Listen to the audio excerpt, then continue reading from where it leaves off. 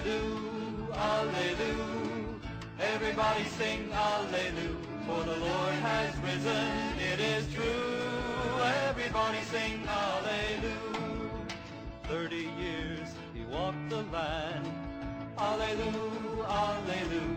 To all in need he lent his hand. Alleluia, Alleluia, Alleluia. Everybody sing. Hello, welcome to this playlist, which is devoted to a systematic analysis and a discussion of the Second Vatican Council.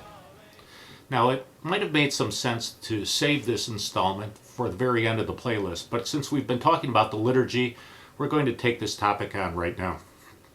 As you probably recall, in the 7th session of the Council of Trent, the Council declared, "If anyone says that the received and approved rites of the Catholic Church, accustomed to be used in the administration of the sacraments, may be despised or omitted by the ministers without sin and at their pleasure, or may be changed by any pastor of the churches whomsoever to other new ones, let him be anathema." So unchangeable Catholic dogma says that anyone who had changed the rites of the Church, a rite such as the Latin Mass, to new ones such as the novus ordo, is anathema. Now, over the next few installments, we're going to talk about what that means and what the implications are. Well, what does anathema mean? According to the Catholic Encyclopedia, at an early date, the Church adopted the word anathema to signify the exclusion of a sinner from the society of the faithful, but the anathema was pronounced chiefly against heretics. All the councils, from the Council of Nicaea to that of the Vatican, meaning the First Vatican Council, have worded their dogmatic canons, "Let him be anathema." So basically, anyone who was declared anathema was deemed to be a heretic and outside the society of the faithful. The Catholic Encyclopedia continues, "Nevertheless, although during the first centuries the anathema did not seem to differ from the sentence of excommunication, beginning with the 6th century a distinction was made between the two, so that he may not only be excommunicated, but anathematized, and that he may be stricken by the sword of heaven." So anathema is not only excommunication, but it's actually something worse. It's as if it is a curse that the person be stricken by the sword of heaven. It's as if the Council of Trent was creating a spiritual booby trap to prevent anyone from ever changing the Latin Mass. Now, unfortunately, as we know, the fathers of the Second Vatican Council, along with Pope Paul VI, ignored this prohibition, and they attempted to change the Latin Mass into a new rite. Now, the wording of the Council of Trent is important. Words are important. Their meaning is important. Could the Church possibly have cursed herself?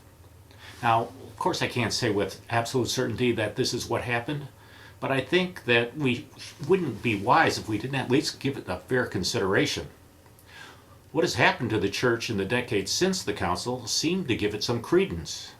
Let's look at some data from CARA, which is a national not-for-profit center affiliated with Georgetown University. Now, in regard to dates, please remember that Sacrosanctum Concilium was promulgated in 1962, and then Pope Paul VI then promulgated the Novus Ordo Mass in 1969. According to CARA's data, in 1965 there were 58,632 Catholic priests in the United States. In 2014, that number fell to 38,275. That's a decrease of 35%. Now let's take a look at the number of ordinations of priests in the United States. In 1965, there were 994 new priests that were ordained in that year.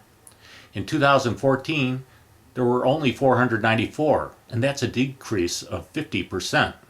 Now, if you read some Catholic blogs, you might be left with the impression that there's some kind of trend for young men to go into the priesthood. Now, some men are going into the priesthood, but is it a trend? Do the numbers back that up? Well, in 1965, there were 8,325 graduate-level seminarians in the United States. In 2014, there were only 3,631. That's a decrease of 56%.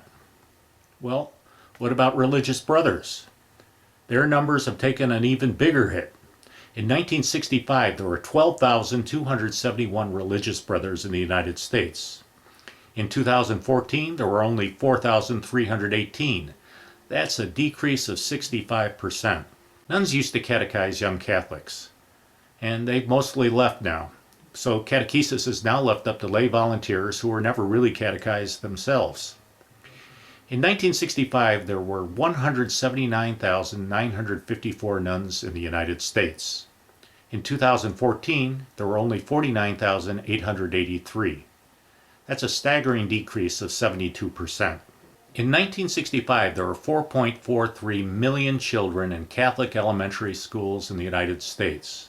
In 2014, there were only 1.36 million.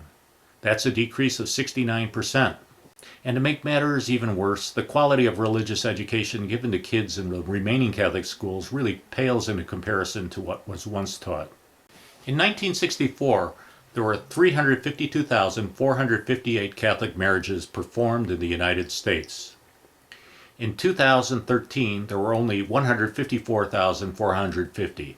That's a decrease of 56%. Are any of these losses being made up by new conversions? Well, in 1964, there were 126,209 adult baptisms in the United States. In 2013, there were only 38,042. That's a decrease of 70%. Finally, it seems that people have just stopped going to Mass. CARE didn't start to keep this statistic until the year 2000. So on the graph that you see on your screen, the years prior to the year 2000 are the results from Gallup polls.